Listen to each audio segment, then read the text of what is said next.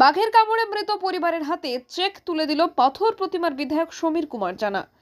দক্ষিণ চব্বিশ পরগনা জেলার পাথর প্রতিমা ব্লকের রামগঙ্গা রেঞ্জার অফিসের উদ্যোগে পাথর প্রতিমার বিধায়ক সমীর কুমার জানার হাত দিয়ে বাঘের কামড়ে মৃতের পরিবারের হাতে ৫ লক্ষ টাকার চেক তুলে দেওয়া হলো। 2023 জুলাই মাসে আর্থিক অনটনের কারণে নামখানার নারায়ণপুর থেকে মৃত অনেশ্বর ফকির স্ত্রী ভগবতী ফকিরের সঙ্গে নিয়ে রামগঙ্গা রেঞ্জের কলসদ্বীপের চুলকাঠি জঙ্গলে কাঁকড়া ধরতে যায়।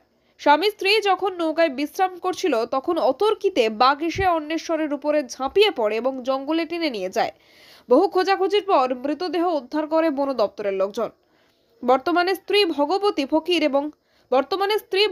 ফকির এবং 3 ছেলে আর্থিক অনটনের মধ্যে ভুগছিল। সরকারি ঘোষণা মতো আজ রামগঙ্গা রেঞ্জারের শেখ কবির হোসেন, পাথর প্রতিমার বিধায়ক সমীর কুমার জানা, পঞ্চায়েত সমিতির সভাপতি সহ সভাপতির উপস্থিতিতে হাতে আর্থিক চেক তুলে দেওয়া হয়। বিধায়ক এবং রেঞ্জার জঙ্গলে যাওয়া নিয়ে তাদের সতর্ক করেন, বলেন নিষিদ্ধ কোনো জঙ্গলের কাছে মাছ কাঁকড়া ধরতে যাওয়া বেআইনি, বৈধ পাস নিয়ে যাওয়া উচিত।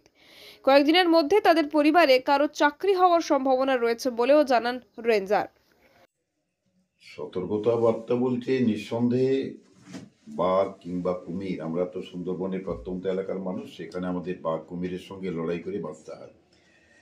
তো দারিদ্র্যের কারণে বা পেশাগত কারণে অনেকে নিয়ম বহির্ভূত পদ্ধতিতে জঙ্গলে যার মাছ কাঁকড়া ধরবার জন্য, এবং সেখানে গিয়ে বাঘের শিকার হয়ে যায়।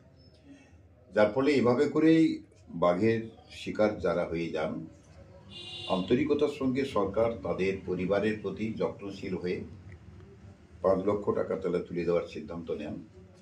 এবং এবারও তাই নামখানায় ওনার বাড়ি হলেও ওনার আমাদের চুলকাঠি, আমাদের পাথর প্রতিমার যে এলাকা, সেইখানে ওরা গেছিলেন এবং সেখানে বাঘের আক্রমণে আহত শুধু নয়, আমরা তার সন্ধানও করতে পেরেছি, এখানে যাই না। তো এরকমই একটি অবস্থায় যে মৃত্যু হয়ে গেছে, এই ক্ষতিপূরণ কেউ কোনোদিন পূরণ করতে পারে না।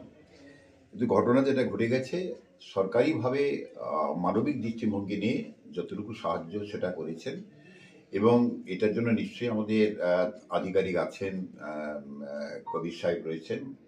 আন্তরিকতার কখনো ঘাটতি হয়নি। চেষ্টা যেটুকু করা, মানুষের পাশে দাঁড়ানোর জন্য সরকারের যা উদ্দেশ্য সেটাকে মোটিভেট তাড়াতাড়ি করার জন্য উনি চেষ্টা করেছেন। আমার স্বামীকে নিয়ে আমি কাঁকড়া ধরতে গেছিলাম, সেখানে একটা বাঘে ধরেছে। সরকার থেকে একটা পাসপোর্ট চেক দিয়েছে, আর ছেলেকে একটা চাকরির ব্যবস্থা করে দেবে বলেছে। আপনি ধন্যবাদ জানাবেন তো সরকারকে ধন্যবাদ, সবাইকে। চীনাকে মানে বাঘে মৃত হয়েছে, ওনার মিসেসের হাতে আমরা সরকারি যে দান আছে ৫ লক্ষ টাকা, সেটা ওনার মিসেসের হাতে আমরা তুলে দিয়েছি। এবং ওনার যে ক্ষতিপূরণ, সেই ক্ষতিপূরণের তো কোনো হয় না। তো মানবিকতার খাতিরে আমাদের গভর্নমেন্টের তরফ থেকে ওনাকে যে ৫ লক্ষ টাকা দেওয়া হয়েছে, এবং সাথে সাথে ওনার একটা যাতে পরিবারের মানে আমাদের এই ফরেস্টের থেকে কিছু করা যায়, সেই ব্যবস্থাও আমরা একটা ওনারা যে অ্যাপ্লিকেশান করেছেন সেটাও আমরা উপরে একটু ফরওয়ার্ড করেছি। আশা করি হয়তো মানে সেটাও হয়ে যেতে পারে। আর এখানে সুন্দরবন এরিয়া যারা অধিবাসী, ম্যাক্সিমাম লোকই মাছ কাঁকড়া এর ওপরেই নির্ভরশীল। তো এইটুকুন ওনাদের কাছে একটা বার্তা দেব যে যে আর্থিক সহযোগিতা পেয়েছে, আশা করি ওই আর্থিক সহযোগিতা থেকে ওনারা অনেকটা কিছু করতেও পারবেন। প্লাস আমি মানা করব যাতে ওনারা আর ফার্দার মাছ কাঁকড়া ধরতে গিয়ে, বিশেষ করে নিষিদ্ধ এরিয়ায় যেখানে টাইগারের জঙ্গল আছে, সেই জঙ্গলে না প্রবেশ করে, এইটুকুন আমার অনুরোধ। পাথর প্রতিমা থেকে রেবতী মাল্লির রিপোর্ট, ডিএন নিউজ বাংলা।